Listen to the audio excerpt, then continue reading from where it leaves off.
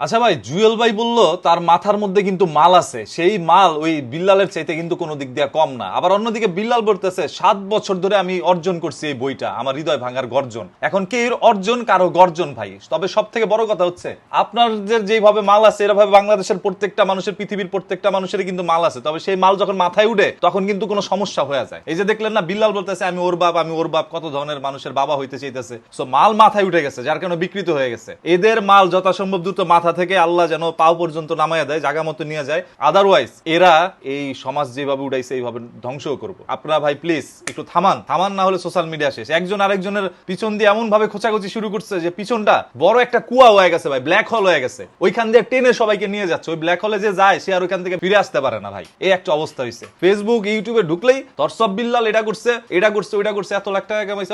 টাকা কি ভাই আর মানুষ কামাই নাই? যারা অনলাইনে কাজ করতেছে এমনও লোক আছে যারা মাসে কোটি টাকা কামাইছে এই ফেসবুক থেকে, তারা কোনোদিন মুখ খুলে নাই। 2-4 টাকা কামায় মানুষকে অনুপ্রেরণা যোগায় আজকে এই অবস্থা দেশের।